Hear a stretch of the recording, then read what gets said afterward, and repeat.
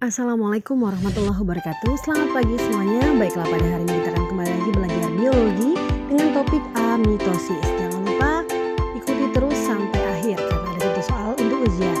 Baik, yang pertama kita akan lihat pengertian dari amitosis. Sebelumnya jangan lupa like, comment, share, dan subscribe ya. Pembelahan amitosis adalah pembelahan sel yang terjadi secara spontan atau secara langsung tanpa melalui tahap-tahap pembelahan sel. Ciri-cirinya yang pertama adalah terjadi pada reproduksi aseksual organisme uniseluler prokaryotik. Contohnya adalah Archaebacteria, Eubacteria, dan juga ganggang biru. Kemudian yang kedua, terjadi juga pada beberapa organisme uniseluler eukaryotik seperti protozoa, yaitu amoeba, paramecium, dan lain-lain. Nah, tapi terjadi paling seringnya di uniseluler prokaryotik ya. Oke, berikutnya kita akan lihat ciri-ciri yang ketiga. Baik, yang ketiga ciri-cirinya adalah terjadi secara spontan, langsung, atau tanpa tahapan pembelahan sel. Inti sel dan sitoplasma sel induknya akan langsung membelah menjadi dua sel baru dengan ukuran yang sama besar dan materi genetik yang sama. Jadi ini adalah ciri-cirinya. Nah, apa sih tujuan dari amitosis? Tujuannya adalah untuk reproduksi atau perkembangbiakan, untuk memperbanyak diri dan juga menghindari kepunahan jenisnya.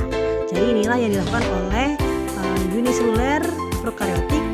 Ya, apa sih tujuan dari amitosis? Tujuannya adalah untuk reproduksi atau perkembangbiakan, untuk memperbanyak diri dari satu organisme dan juga menghindari kepunahan jenisnya.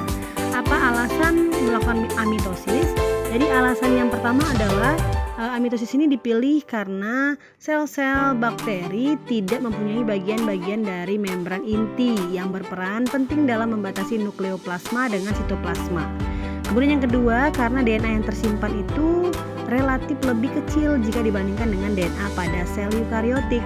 Dan yang ketiga, bentuk sirkuler merupakan bentuk dari DNA prokaryotik, sehingga DNA-nya tidak perlu digabungkan menjadi kelompok dari kromosom-kromosom sebelum terjadi suatu perpelahan sel seperti di mitosis ataupun meiosis ya. Jadi itulah alasan dari organisme melakukan amitosis.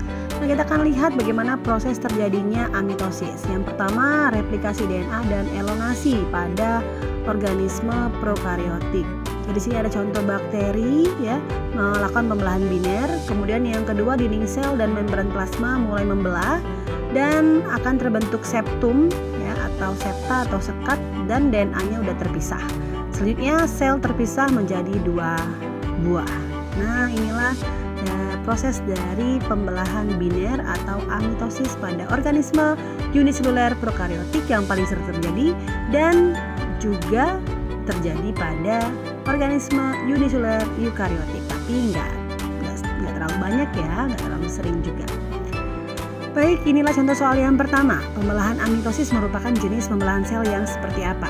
Yang pertama, ini yang paling tepat jawabannya adalah D ya, terjadi secara langsung tanpa tahap-tahap yang jelas. Kalau yang A itu contoh pada mitosis, ada tahap-tahap itu mitosis juga, mengurangi jumlah kromosom itu meiosis, dan hanya terjadi pada sel hewan, nggak tepat juga ya, karena dia pada organisme uniseluler prokaryotik dan uniseluler eukaryotik.